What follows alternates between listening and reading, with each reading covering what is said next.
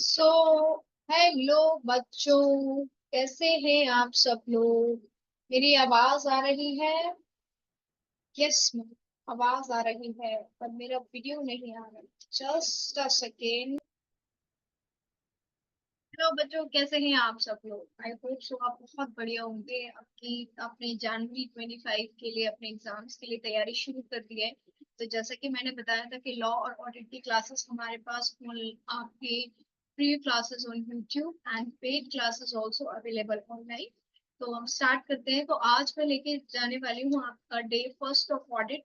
Day first of audit में हम करेंगे नेचर स्कोप का audit, chapter number first CA inter का। तो इस चैप्टर के अंदर मैं आपको आपको क्या करना है, अपना मॉड्यूल को सामने रखना है। जो भी मॉड्यूल है आपका, या जो भी आप स्टडी में जो भी आप रिसोर्स यूज कर रहे हैं, आपको अपने सामने रखना है एंड विल डू दैट। हम समझेंगे और उसके बाद करेंगे। ठीक है, क्लियर हो गया? तो are you ready guys? Okay. ऐसा ही जोश आपको मेंटेन करना है, ठीक है, बोर नहीं होना। तो सबसे पहले भाई, जो जब इस क्लास को देख रहा है तो नमस्ते, ठीक है, गुड मॉर्निंग। मॉर्निंग में देख रहा है तो गुड मॉर्निंग, और आफ्टरनून में गुड नून, और अगर गुड इवनिंग में या नाइट में दिख रहा है तो गुड इवनिंग।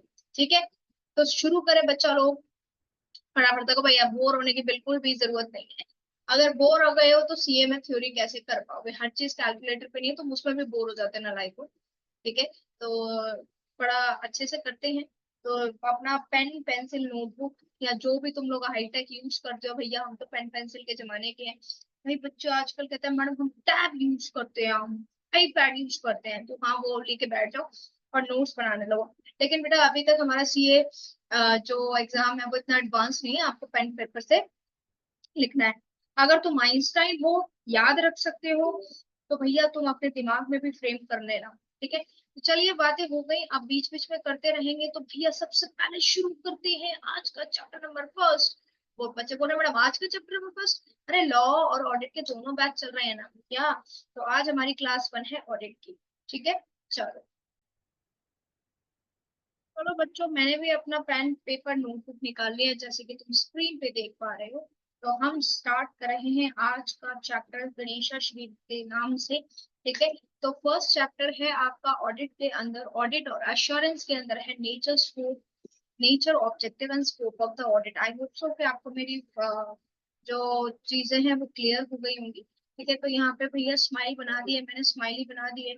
तो जब भी हम किसी स्माइल के साथ अपना काम शुरू करते हैं तो अच्छा होता है, राइट। तो सबसे पहले बेटा मॉड्यूल के अंदर मैं कराऊंगी कि जो आपके मॉड्यूल में टॉपिक्स दे रखे हैं, जैसे आपने देखा होगा टॉपिक नंबर 1, 1.1, 1.2, तो मैं उसी हिसाब से आपको समझा के कराऊंगी। ठीक है, आप लोग अपना मॉड्यूल है, जो भी स्टडी मटेरियल है, जो भी रिसोर्स आप यूज करें, आप उसको साथ में खोल सकते हैं। तो बेसिकली मेरी क्लास का ऑब्जेक्टिव क्या है, कि मैं आपको और बुक बाय या परचेज करने को नहीं कहूंगी, लेकिन आप उसका मीनिंग समझें। ठीक है, इस चैप्टर के फिनिश होने के बाद we will focus upon some question and answer. तो हो सकता है कि ये चैप्टर आज का दिन ले, तो हम अपना जो नेक्स्ट क्लास होगी क्लास 1, वो हम क्या करेंगे, क्वेश्चन एंड आंसर में करेंगे। तो सबसे पहले पढ़ते हैं, यहाँ पे आपका दे रखा है 1.1 टॉपिक, हमें ऑडिट का मीनिंग समझना है। एमसीक्यूज में भी आ सकता है द मीनिंग ऑफ ऑडिट। भैया ऑडिट का मतलब क्या है मैडम? ऑडिट का मतलब ऑडिट है, OUDIT। अरे नालायकों, मैं उस ऑडिट की बात नहीं कर रही हूँ। ऑडिट का मतलब क्या है? तो बच्चा लोग यहाँ पे आप अपने नोट्स फ्लो चार्ट्स में बना सकते हैं। ऑडिट का मतलब है आपका, ऑडिट की डेफिनेशन आपकी 3 पॉइंट्स के अंदर गैदर होती है। तो सबसे पहला पॉइंट जो है वो आपको याद रखना है। क्या याद रखना है आपको? Okay, audit is an independent examination. Audit is an independent examination. अब इसमें कुछ वर्ड्स हैं जो आपके क्या होंगे, आपके ये वर्ड्स आपके की वर्ड्स बनेंगे, कि अगर इन की वर्ड्स को आपने नहीं लिखा तो आपकी डेफिनेशन में आपको प्रॉपर मार्क्स नहीं मिलेंगे। ठीक है, प्रॉपर क्या मार्क्स ही नहीं मिलेंगे। Audit is an independent examination of what? Audit जो है एक independent examination of financial statements. ठीक है, audit is an independent examination of financial statement, okay, of any entity, whether profit or loss, whether profit oriented or not profit oriented, okay, irrespective of their size, legality, okay, irrespective of their size, their legality,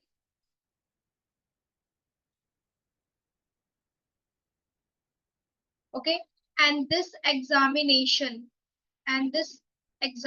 क्योंकि हमने यहाँ ऊपर word examination use किया है, and this examination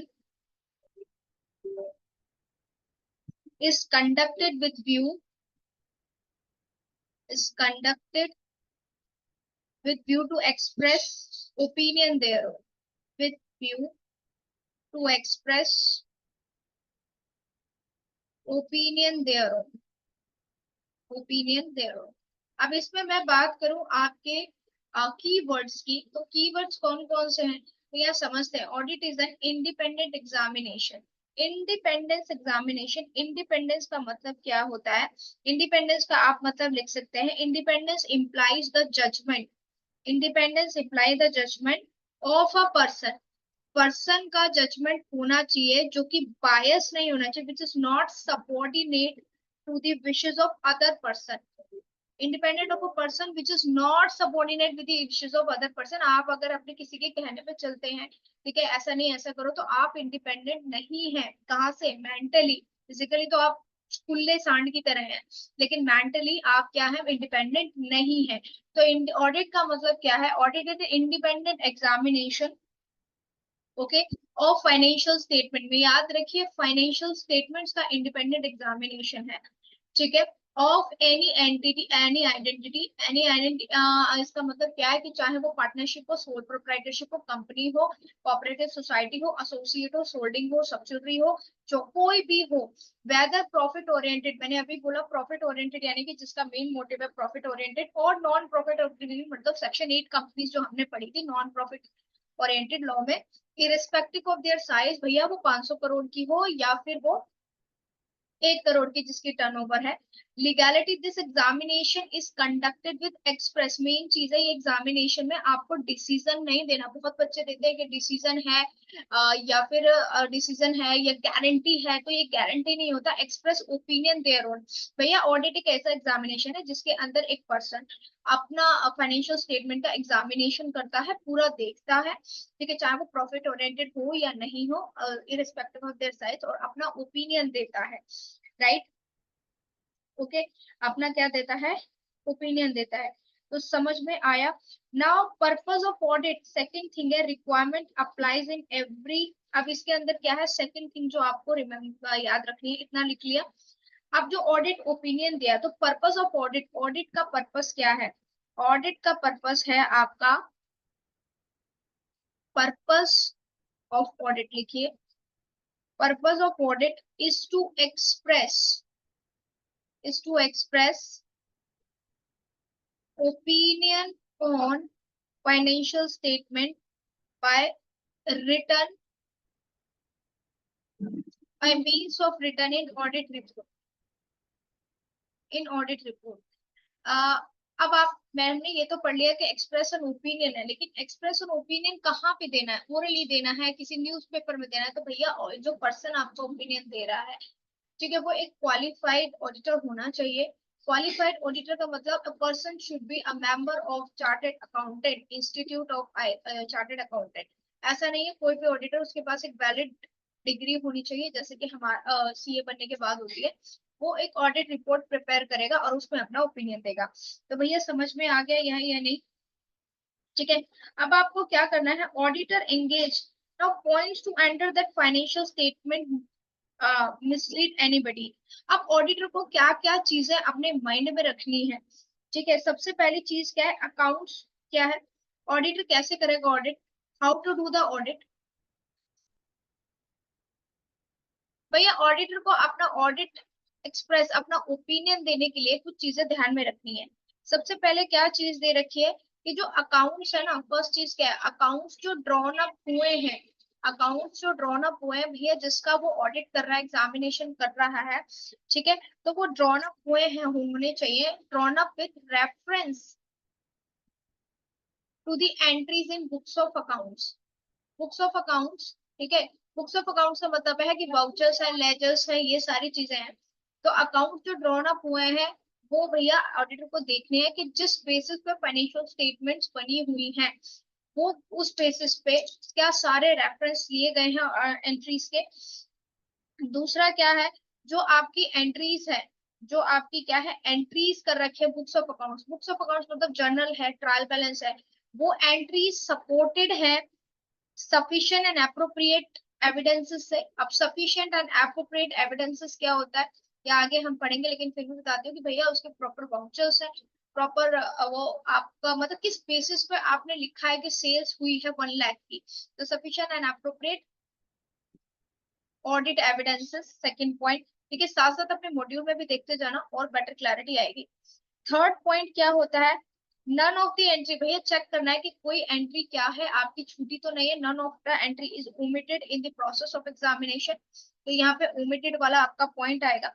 now second है, next point है information must be clear.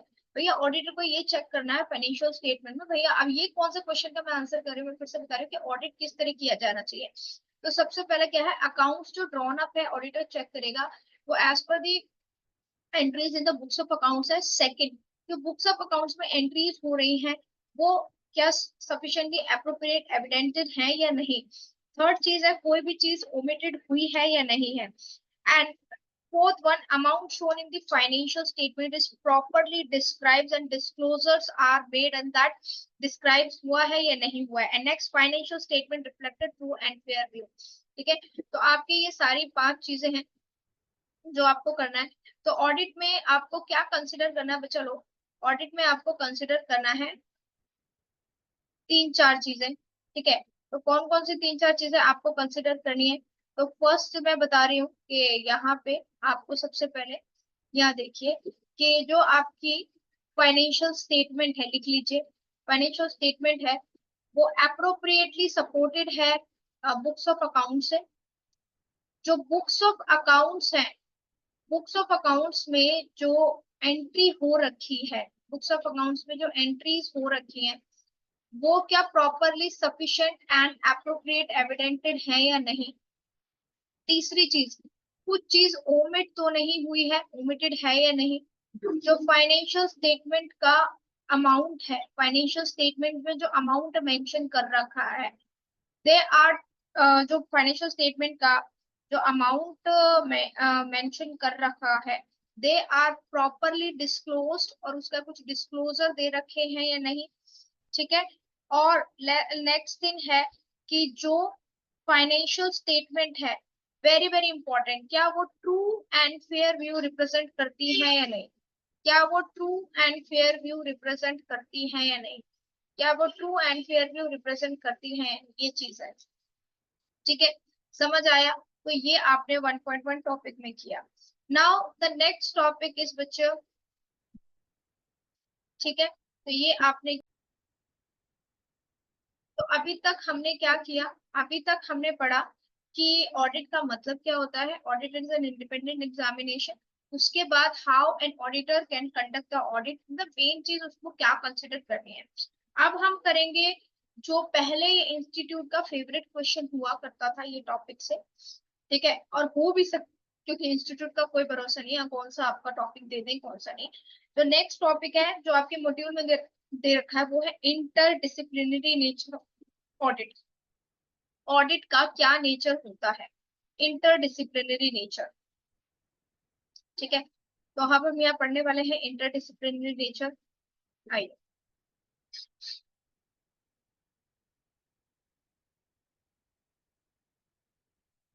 Interdisciplinary nature में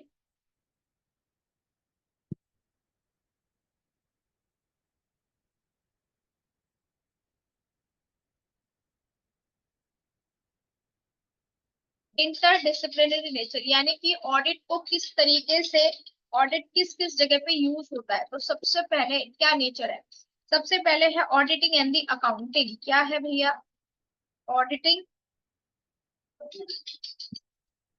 ठीक है, it's interdisciplinary nature auditing and क्या है आपका अकाउंटिंग। अब ये ऑडिटिंग एंड अकाउंटिंग का मतलब क्या है। सो आप किसका ऑडिट कर रहे हैं, आप कर रहे हैं audit of financial statement. Okay, financial statement में क्या इंफॉर्मेशन आती है? फाइनेंशियल स्टेटमेंट में आती है अकाउंटिंग प्रिंसिपल्स को देखा जाता है कि अकाउंटिंग प्रिंसिपल्स फॉलो हुए हैं नहीं। तो ऑडिटिंग एंड अकाउंटिंग में क्या लिखेंगे? The audit of financial statement is concern with financial state information. तो ऑडिट का मतलब, ऑडिट अकाउंटिंग में कैसे आपका मतलब इंटर रिलेट करता है कि जब आप अकाउंटिंग का ऑडिट कर रहे हैं तो accountant must have the knowledge of proper accounting principles, conventions, gap, IFRS. Okay, तो जब ऑडिटर को प्रॉपर अकाउंटिंग की नॉलेज होगी, only after that he can express an opinion on the financial statement, express an opinion on the financial statement। ठीक है, समझ में आया? The first interdisciplinary nature. Second चीज क्या है? Audit and the law. जो आपकी सेकंड जो आपका इंटरडिसिप्लिनरी एक्शन है वो है आपका audit and law.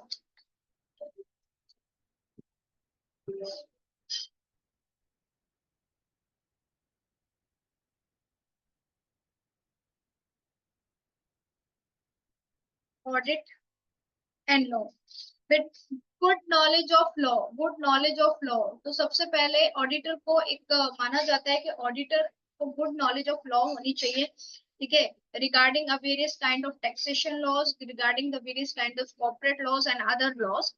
If he knows, if he have the sound knowledge of law, then only he is able to audit the financial statement or audit any item of the financial statement which going to deal with law। क्या law provision applicable है, क्या provision नहीं है। तो अगर इस auditor को वो नॉलेज नहीं होगी then he is not able to express the opinion। ठीक है, थर्ड थिंग है आपकी audit of behavioural science. What do you mean by the behavioural science? Audit and behaviour science, behaviour.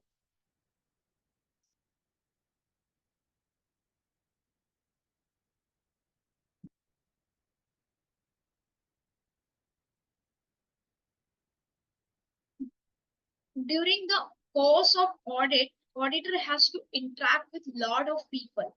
Okay, Lord of persons auditor को contact करना पड़ता है। ठीक है, इंक्वायरीज लेने के लिए, सफिशिएंट एप्रोप्रिएट एविडेंस कलेक्ट करने के लिए। उस केस में auditor has to know that how to deal with the persons, चाहे वो एम्प्लॉइज हो चाहे वो बाहर के हो। तो इसीलिए वहां पे माना गया है ऑडिट एंड बिहेवियरल साइंस। क्योंकि हम आगे पढ़ेंगे कि हाँ, how to collect the audit evidences. तो one of this inquiry, observation, तो वहां पे जब पीपल डीलिंग आ जाते हैं तो वो बिहेवियर साइंस में कैटेगराइज होता है। फोर्थ वन है audit and the statistics.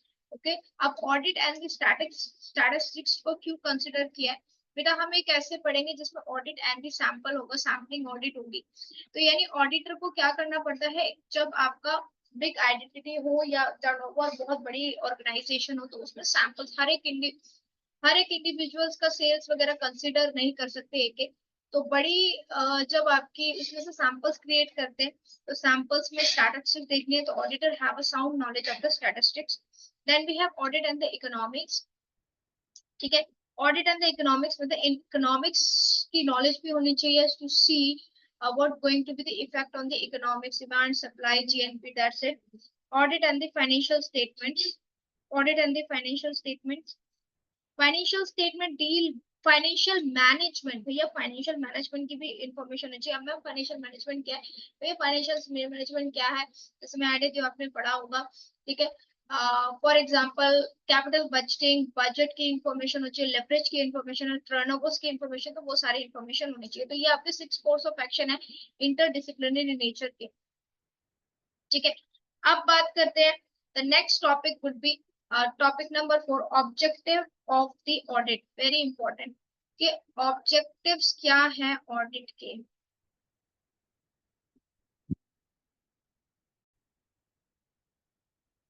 So objective of audit, और ऑब्जेक्टिव ऑफ ऑडिट यहाँ पे इसका जिक्र दिया गया है आपका एसए 200।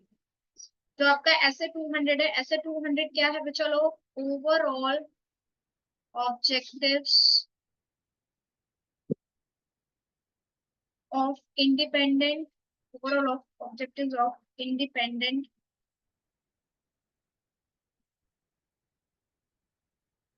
ऑडिटर। तो आपका ये स्टैंडर्ड्स ऑन ऑडिटिंग है ऐसे 200, इसमें आपको दे रखा है कि आपके ओवरऑल ऑब्जेक्टिव्स एक ऑडिटर की क्या होने चाहिए। तो there are two overall objective. तो सबसे पहला जो ऑब्जेक्टिव है वो क्या है, to obtain a reasonable assurance, to obtain reasonable assurance. ठीक है, तो यहाँ पे मैं कोई एब्सोल्यूट अश्योरेंस की बात नहीं कर रही, लिमिटेड अश्योरेंस की बात नहीं कर रही, यहाँ पे आ रहा है वेरी इंपॉर्टेंट, एब्स reasonable assurance, to obtain a reasonable assurance that financial statements are are free from material misstatement, are free from material misstatements, whether due to fraud, whether due to fraud and error, and error, and enabling the auditor to express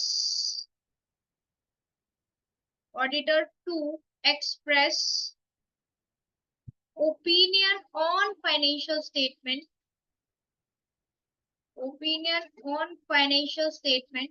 that they are opinion on financial statement. तो सबसे पहली बात क्या है कि objective है audit का, क्या है ऑडिटर का ऑब्जेक्टिव क्या होता है कि रीजनेबल अश्योरेंस ऑब्टेन करना कि फाइनेंशियल स्टेटमेंट में फ्री फ्रॉम मटेरियल मिसस्टेटमेंट है या नहीं, चाहे वो एरर से हो चाहे वो फ्रॉड से हो, और उस पे ऊपर एक्सप्रेस देना, अपना ओपिनियन एक्सप्रेस करना। अब सबसे पहला कीवर्ड्स क्या है कि ma'am what do you mean by the reasonable assurance. Reasonable assurance का मैम मीनिंग क्या है बेटा, रीजनेबल अश्योरेंस का मतलब होता है कि 100% गारंटी की बात नहीं करे, लेकिन यानी कि जो हमें हमें जो ऑडिट एविडेंसेस प्रोवाइडेड है या जो जिस असर्शंस पे फाइनेंशियल स्टेटमेंट बनी हुई है, ठीक है, मैनेजमेंट के द्वारा, जैसा हमने ऑडिट एविडेंसेस कलेक्ट किया तो हम उसके बेसिस पे एक स्ट्रॉन्ग ऑब्जर्वेशन करके एक अश्योरेंस देते हैं कि फाइनेंशियल स्टेटमेंट जो है फ्री फ्रॉम मटेरियल मिसस्टेटमेंट। बेटा फ्री फ्रॉम मटेरियल मिसस्टेटमेंट क्या बात होती है, मटेरियल मिसस्टेटमेंट का मतलब होता है कि जो आपकी फाइनेंशियल स्टेटमेंट्स हैं उसमें कुछ ऐसी चीजें मौजूद नहीं है जो इंटेंट यूजर का डिसीजन चेंज कर सके। इंटेंट यूजर मतलब ऑडिट रिपोर्ट कौन यूज करता है, बैंक यूज करता है, शेयर होल्डर्स यूज करते हैं, गवर्नमेंट यूज करती है, ये सारी चीजें जो कंपनी पे बिलीव करते हैं उस ऑडिट रिपोर्ट पे ही जाके पैसा लगाया जाता है। तो यानी कि फ्री फ्रॉम मटेरियल, मटेरियल का मतलब है कि अगर ये सारी चीजें कुछ ऐसी और चीजें हैं अगर पता चल जाए तो वो इंटेंट यूजर का डिसीजन चेंज करती है। तो फ्री फ्रॉम मटेरियल मिसस्टेटमेंट चाहे वो फ्रॉड के द्वारा हुई है या एरर के द्वारा है, और ऑडिटर को उस पर अपना एक्सप्रेस ओपिनियन देना है। अगर मैं कीवर्ड्स की बात करूं सॉरी, तो रीजनेबल अश्योरेंस कीवर्ड है, मटेरियल मिसस्टेटमेंट है, और auditor has to express the opinion. ठीक है, एंड और इसके साथ ही दूसरा पॉइंट है जिसमें मैंने एंड लगाया, एंड का मतलब होता है इन एडिशन टू। लॉ में आप इंटरप्रिटेशन ऑफ स्टैट्यूट में पढ़ेंगे इन एडिशन टू, अगर और है तो या तो ये आइदर दिस वन और दिस वन, ओके। लेकिन अगर एंड है तो वहां पे आपको क्या करना पड़ेगा, आपको पढ़ना पड़ेगा कि इस पे इंक्लूड है। तो सेकंड पॉइंट क्या है, to report on financial statement. Second point है आपका to report on financial statement and communicate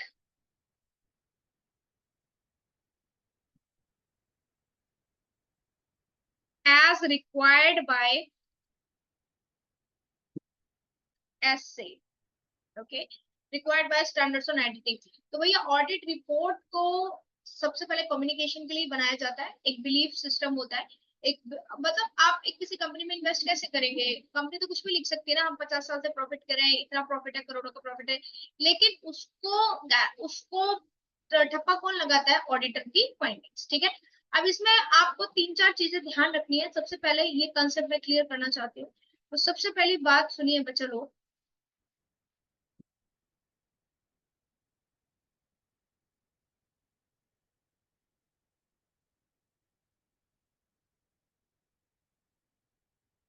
क्या मैडम, क्या बताना चाहते हो आप, हमें बताओ। अरे रुको जरा, रुको जरा, अब मजा आएगा। ऐसे ही बोलते हो, ऐसे ही ना इंस्टाग्राम पे रील पे बच्चे कहते हैं मैडम ये क्या बात। सबसे पहले एक बात बताइए, आप चार्टर्ड अकाउंटेंट की डिग्री ले रहे हैं, तो आप अगर किसी कंपनी में एज एन ऑडिटर काम करते हैं, आप इस कंपनी में एज एन ऑडिटर काम करते हैं, तो you not going to be the employ of auditor. कौन सी बात कर रही हूँ मैं? स्टैट्यूटरी ऑडिटर की बात कर रही हूँ, इंटरनल ऑडिटर की बात नहीं कर रही मैं। तो आप उस कंपनी के एम्प्लॉयज नहीं कंसिडर, राइट। लॉ में हम पढ़ेंगे और पढ़ते हैं कि ऑडिटर्स की अपॉइंटमेंट कौन करता है, या तो ऑडिट कमेटी करती है या recommended by the board, but उसको शेयर होल्डर्स अप्रूव करते हैं, राइट।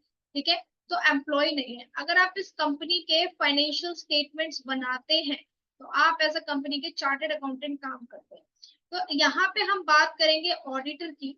ऑडिटर पे एप्लीकेबल होते हैं स्टैंडर्ड्स ऑन ऑडिटिंग, और जिसकी पर्सन एज अ कंपनी में चार्टर्ड अकाउंटेंट की तरह काम कर रहा है, यानी कि उसके फाइनेंशियल स्टेटमेंट्स को ड्रॉ कर रहा है, तो वो वर्क करेगा as per the accounting standards, right. जो फाइनेंशियल स्टेटमेंट्स बनी है वो अकाउंटिंग स्टैंडर्ड बनाई जाती है। लेकिन आप किसी कंपनी के अंदर ऑडिटर है, यानी आपको अपना एक्सप्रेस करना है ओपिनियन, तो आप फॉलो करेंगे स्टैंडर्ड्स ऑन ऑडिटिंग, राइट। दूसरी बात आप बताइएगा, ये होता है कंपनी का कोई सीए है, तो ये होता है मैनेजमेंट का पार्ट, इसको क्या बोलते हैं? मैनेजमेंट। ठीक है, तो मैनेजमेंट इज रिस्पॉन्सिबल। मैनेजमेंट में कौन आता है? कंपनी के मैनेजर्स, बोर्ड ऑफ डायरेक्टर्स, और वो पर्सन जो कि कंपनी के फाइनेंशियल स्टेटमेंट बनाने के लिए रिस्पॉन्सिबल है। ठीक है, तो management are responsible to draw the financial statement. अब तुम्हारे दिमाग में ये चलता है कि हम सीए, हम ऑडिट करेंगे तो हमें ही फाइनेंशियल स्टेटमेंट बनानी है, ऐसा नहीं है। फाइनेंशियल स्टेटमेंट बना के दी जाती है, बनाता है मैनेजमेंट, और आप एज एन ऑडिटर उसका क्या करते हैं? एग्जामिनेशन करते हैं। अब कई बच्चों को धक्का लग गया कि मैम मेरा फ्रेंड किसी कंपनी में सीए है और मैं उसका ऑडिट कर रहा हूँ, तो मैं क्या अपने फ्रेंड की नॉलेज में शक कर रहा हूँ? ऐसा नहीं है, क्योंकि सीए जो है ये पर्सन क्या है? एक कंपनी का एम्प्लॉय है, तो obviously he is not having the independent thing. आप उसके एम्प्लॉय नहीं हो, राइट। तो हो सकता है कुछ फ्रॉड मौजूद हो, कुछ बायस मौजूद हो, तो ये सारी चीज क्लियर हो गया, ये कंसिडर है। तो ऑब्जेक्टिव ऑफ ऑडिटर भी हमने क्या कर दिया? क्लियर कर दिया। अब नेक्स्ट होता है आपका स्कोप ऑफ ऑडिट। अब ऑडिट का स्कोप क्या है? ठीक है, हमें कैसे ऑडिट करना है, क्या स्कोप है? तो सबसे पहली चीज जो है स्कोप ऑफ ऑडिट में, आप लिखिए।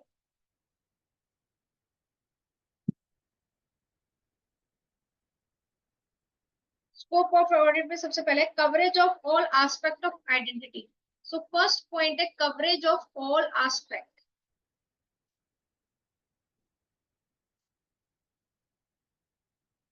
Coverage of all aspect of identity, यानी कि फाइनेंशियल एस्पेक्ट। यहाँ पे मैं बात कर रही हूँ, अगर आप फाइनेंशियल स्टेटमेंट्स का ऑडिट कर रहे हैं, तो आपको फाइनेंशियल स्टेटमेंट से रिलेटेड सारे कवरेज करना है। ऐसा नहीं फाइनेंशियल स्टेटमेंट के अलावा आप किसी में अपनी टांग घुसाओगे, भैया किसी के पर्सनल लाइफ, डायरेक्टर की पर्सनल लाइफ कैसे चल रही है, ये सब चीजों से इफेक्ट नहीं होगा। जो फाइनेंशियल रिलेटेड आइटम्स है, ठीक है, उसमें रिलेटेड पार्टी आती है, तो उसी आइटम से आप डील करेंगे।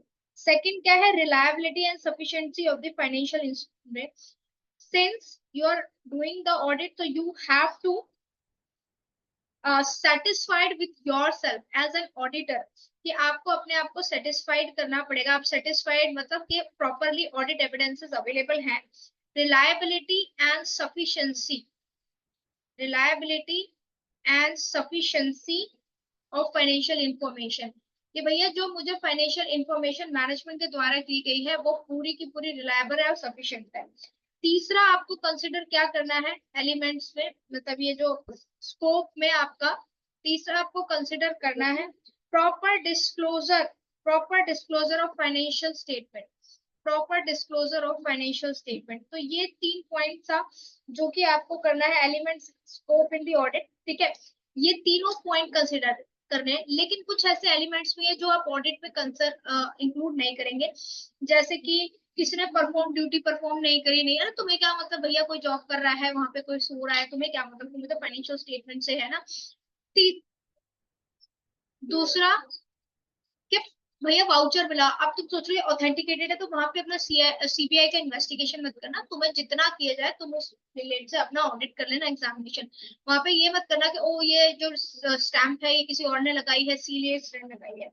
ठीक है, तो नाउ एक क्वेश्चन आता है कि audit versus investigation. Audit is not a investigation. Investigation में हर छोटी से छोटी चीज बारीकी और शक के नजर से देखा जाता है।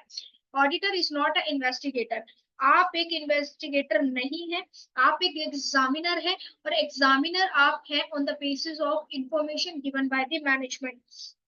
राइट, समझ में आया? तो स्कोप ऑफ ऑडिट में दो टाइप में स्कोप ऑफ ऑडिट डिवाइडेड है, elements that's included in the audit और elements that not included in the audit, and audit is not an examination.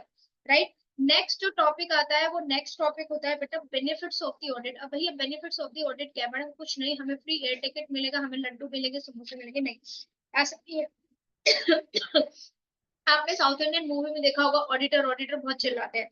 तो सबसे पहले क्या होता है कि जो जिस कंपनी का ऑडिट हुआ होता है फाइनेंशियल स्टेटमेंट का बेनिफिट्स, तो वो जो फाइनेंशियल स्टेटमेंट रिप्रेजेंट करती है high quality of information. High quality of information के इंफॉर्मेशन आपकी जो है बिल्कुल सेटिस्फाइड है, हाई क्वालिटी, क्योंकि वो किसी थर्ड पर्सन जो कि कंपनी का एम्प्लॉय नहीं है उसके द्वारा चेक करके आई है। नेक्स्ट क्या होता है आपका moral check of the employees. अगर एम्प्लॉयज को लग रहा है कि कुछ फ्रॉड हो रहा है तो ऑडिटर उसको कंसिडर करेगा और पब्लिक में लेके आएगा।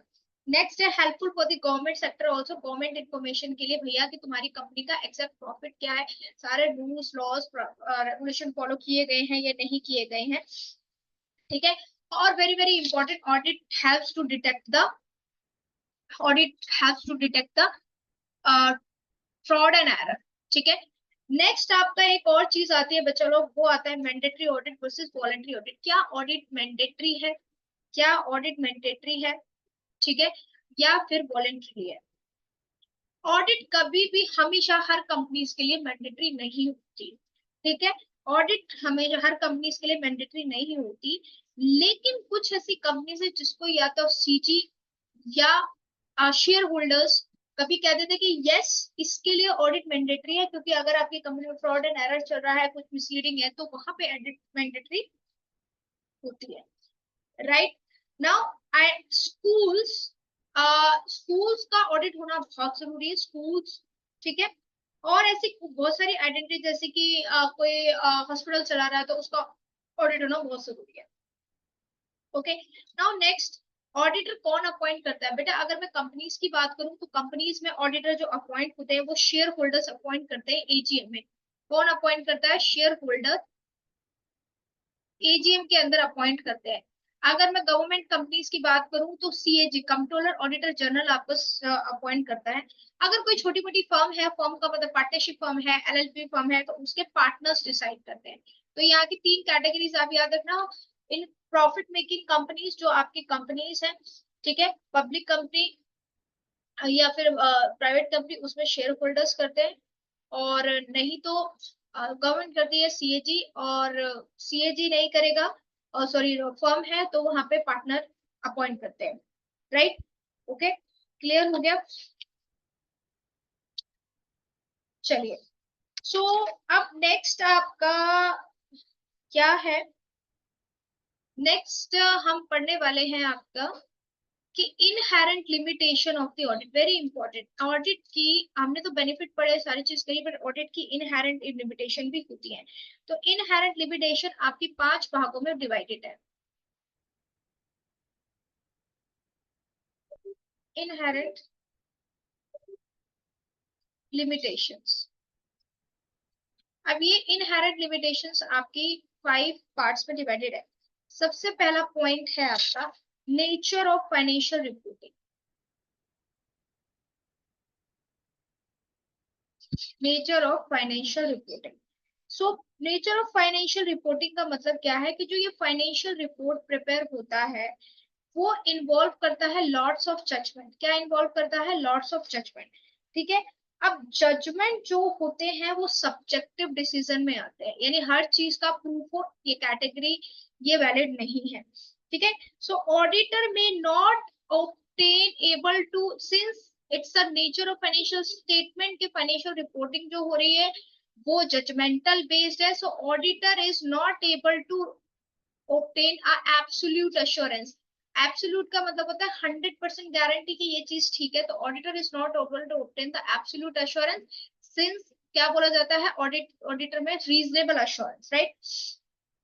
सेकंड पॉइंट क्या है आपका, एक प्रिमाइस है, प्रिमाइस मतलब एक बिलीफ पे है कि जो फाइनेंशियल स्टेटमेंट प्रिपेयर की गई है, जो फाइनेंशियल स्टेटमेंट प्रिपेयर की है वो रिस्पॉन्सिबिलिटी होती है मैनेजमेंट की।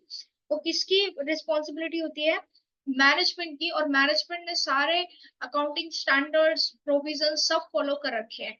तो सबसे पहला जो कैटेगरी था इनहेरेंट लिमिटेशन में, सबसे पहले कैटेगरी है कि nature of financial reporting.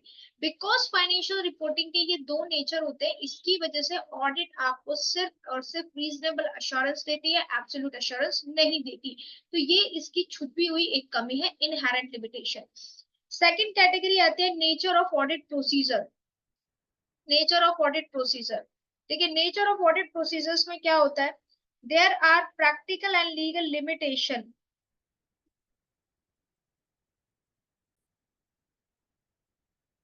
Second category क्या होती है, नेचर ऑफ ऑडिट प्रोसीजर, ठीक है, nature of audit procedures. Nature of audit procedure में दो टाइप की ट्रांजेक्शन, बेटा it's not possible for a auditor to check all the transaction. अगर 5,000 ट्रांजेक्शन है, 50,000 ट्रांजेक्शन है, तो सारा पॉसिबल नहीं होता है, ठीक है। ऑडिटर डज नॉट टेस्ट, तो फर्स्ट कैटेगरी है auditor does not test all the transactions, all the balances, okay, he forms a opinion only. वो सैंपल पे या फिर टेस्टिंग प्रोसीजर्स पे बिलीव करके सिर्फ अपना ओपिनियन बताता है कि भैया मैंने फ्यू सैंपल सेलेक्ट किए हैं, इसके बेसिस पे ये सारी चीजें करेक्ट है, right. Second, management audit procedures, जैसे कि इंक्वायरी है, इंक्वायरी ऑडिटर करता है तो जो इन्फॉर्मेशन उसको प्रेजेंट हो रही है वो मैनेजमेंट के द्वारा है, लेकिन मैनेजमेंट ही अगर गलत इन्फॉर्मेशन दे रहा है तो obviously there is a less chances कि ऑडिटर अपना एब्सोल्यूट एश्योरेंस दे, ओके। थर्ड है audit in nature of, not in the nature of investigation. ये सेकंड पार्ट था, ये थर्ड है, ये मैंने पहले भी डिस्कस किया था कि भैया ऑडिटर जो है इन्वेस्टिगेशन नहीं है, ऑडिटर किसी भी वाउचर का, किसी भी ऑडिट एविडेंसेस का ऑथेंटिकेशन नहीं देता कि ये फ्रॉड है या फिर ये ट्रू है या नहीं। सो आपका थर्ड कैटेगरी क्या है, audit is not in the investigation, okay, investigation. Next क्या है आपका, जो फोर्थ इनहेरेंट लिमिटेशन है बेटा, वो है timeliness of financial reporting and decrease in the relevance information over time. भैया अगर टाइम पे, वो कहते हैं ना कि टाइम पे अगर आपको इन्फॉर्मेशन नहीं मिली और बाद में मिली तो उस इन्फॉर्मेशन का कोई भी फायदा नहीं है।